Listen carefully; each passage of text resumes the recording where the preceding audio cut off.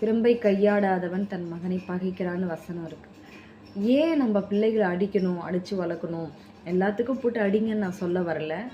கர்த்தர் சில விஷயங்கள் வேதாகமத்திலிருந்து கொடுத்துருக்குறாருன்னா நிச்சயமாக அதுக்கு ஒரு அர்த்தம் இருக்கும் நமக்கு.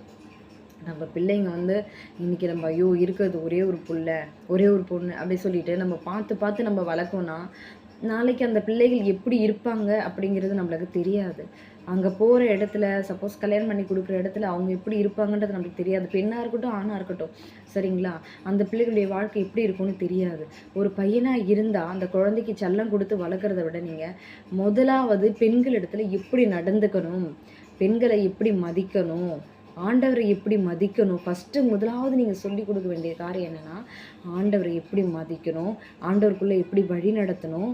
அதே போல் ஆண்டவருக்குள்ளே இருக்கிற விஷனை நீங்கள் உங்களுடைய ஜென்ரேஷனுக்கு எப்படி கொண்டு போகணும், ஆண்டவர் உங்கள் மேலே வச்சுருக்க திட்டத்தை நீங்கள் எப்படி நிறைவேற்றிக்கணும்.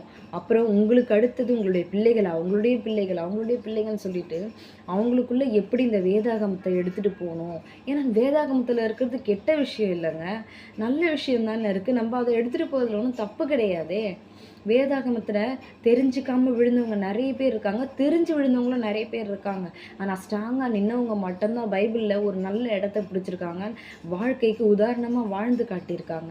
நீங்கள் தயவு செஞ்சு சில விஷயங்கள் நான் ஷேர் பண்ணிக்கிறேன். உங்களுடைய பிள்ளைகளுக்கு நீங்கள் பைபிள் எவ்வளோ சொல்லி கொடுக்குறீங்களோ, எவ்வளோ ட்ரை பண்ணுங்கள். அது உங்களுடைய பிள்ளையோட மட்டும் முடியாமல் ஆபிரகாம், ஈசாக்கு, யாக்கோபுடைய சந்ததி வரைக்கும் எடுத்துகிட்டு போனாங்க, சரிங்களா? ஆனால் நிறைய பேர் விழுந்து போனாங்க. நிறைய பேர் முயற்சி பண்ணி அதை இன்னும் முயற்சி பண்ணியிருந்தா, கர்த்தருக்குரிய பயபக்தியை முதலாவது நம்ம ஜனங்கள் கொடுத்துருந்தா, இன்னும் இப்போ இத்தனை வருஷம் கழிச்சுமே நம்ம ஆண்டவரை மறக்கலை. அதே மாதிரி இன்னும் நல்லா ஃபெய்த்தாக இருந்திருப்பாங்க. நிறைய இடத்துல விழுந்து போனாங்க பார்த்தீங்களா? அந்த மாதிரி விழாமல் இருந்திருப்பாங்க. ஆண்டவரை நல்லபடியாக கண்டிப்பாக புரிஞ்செடுத்துருப்பாங்க. அதனால தான் சொல்கிறேன், தயவு செஞ்சு வேதாகமத்தை பிள்ளைகளுக்கு தினமும் எந்திரிச்ச உடனே பிள்ளைகளுக்கு டெய்லி பைபிள் வாசிக்கிற பழக்கங்களை சொல்லி கொடுங்க. அதே போல் கூட உங்களுடைய பிள்ளைகள் தன்னுடைய நேரத்தில், அதாவது சின்ன வயசுலேயே நான் பார்க்கும்போது சின்ன பசங்க என்ன பண்ணுறாங்க, நான் ஃபஸ்ட்டெல்லாம் வந்து ஒரு 18-20 வயசில் இந்த லவ் பற்றி பேசினாலே என்ன பண்ணுவாங்கன்னா, பெற்றவங்க மட்டும் தான் பேசுவாங்க. பிள்ளைகள் என்ன பண்ணுவாங்கன்னா, உள்ளே போங்க, எழுந்திரிச்சு உள்ளே போங்க, உங்களுக்கு என்ன இது வேலை அப்படின்னு சொல்லி பேசுவாங்க. இப்போ அப்படி கிடையாது, சர்வசாதாரணமாக ஆயிடுச்சு. இந்த காதல் அப்படிங்கிற ஒரு விஷயம் சர்வசாதாரணமாக ஆயிடுச்சு. ஆனால் அப்படிப்பட்ட அவங்க தேர்ந்தெடுக்கிற ஒரு வாழ்க்கை வந்து கடைசி வரைக்கும் சரியாக வருமானு கேட்டால் சொல்ல முடியாது. ஒரு வாழ்க்கை நல்லபடியாக வரும், ஒரு வாழ்க்கை கெட்டதாக போயிடும். அதனால் சிலர் வந்து கர்ப்பமாக்கிட்டு அந்த குழந்தைங்க நடுத்தரில் விட்டுட்டு போகிறாங்கன்னு கேள்விப்படுறோம். சில பேர் கல்யாணம் ஆகி 30 வருஷம்லாம் வாழ்ந்து பிரிஞ்சு போகிறாங்க, அதுக்கப்புறம் டைவர்ஸ் வாங்கி. சில பேர் 15 வருஷம், சில பேர் 5 வருஷம், இது மாதிரிலாம் ஒரு ஒற்றுமை இல்லாமல் பிரிஞ்சு போகிறாங்க. ஆனால் கர்த்தர் கொடுக்குற வாழ்க்கை அப்படி இருக்காது. அதனால் பிள்ளைகளுக்குள்ளே வந்து நீங்கள் கொண்டு போங்க. கர்த்தர் ஒரு நாளும் கெட்டதை பிள்ளைகளுக்கு செய்யவே மாட்டார். கர்த்தர் மேலே நம்பிக்கையை ஊட்டி வளங்க பிள்ளைகளுக்கு. அப்படி வளர்க்கும்போது நிச்சயமாகவே பிள்ளைகளுடைய வாழ்க்கை நல்லா இருக்கும். அந்த பிள்ளை எங்கேயோ போய் கஷ்டப்பட்டுச்சுன்னா நம்மளாலாம் பார்க்க முடியுமான்னு யோசிச்சு பாருங்கள். நீங்கள் அந்த பிள்ளையை போட்டு அடித்து கொடுமை பண்ணி குடிச்சிட்டு வந்து தினமும் கொடுமை பண்ணிகிட்டு இருந்தால் பிள்ளைகளையும் போட்டு அடிச்சுட்டு அதெல்லாம் பார்த்துட்டு நீங்கள் நிம்மதியாக இருக்க முடியுமா? அதனால் ஒரே ஒரு விஷயந்தான், நீங்கள் ஆண்டவருடைய வசனத்தில் அந்த பிள்ளைகளை திடமாக வளர்க்கும்போது பிள்ளைகள் கர்த்தர் நம்மளுக்கு ஏற்ற துணியை தருவார் அப்படின்ற ஒரு விசுவாசம் வரும்.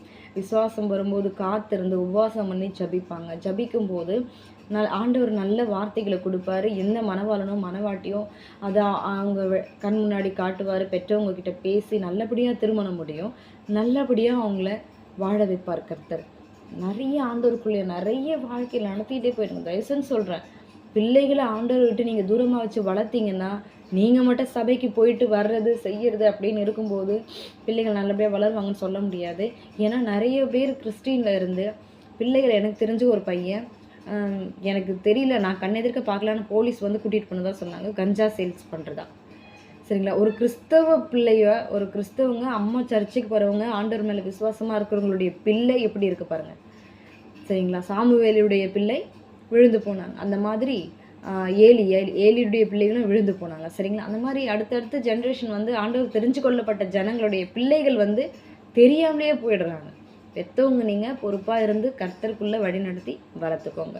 அதுதான் உங்களுக்கு கொடுக்குற ஒரு கிஃப்ட்டு கிடைக்கும். அப்புறமேட்டு கர்த்தர் உங்களுக்கு கொடுக்குற கிஃப்ட்டு அப்புறமேட்டு கிடைக்கும். சரி, ஓகே, பாய்.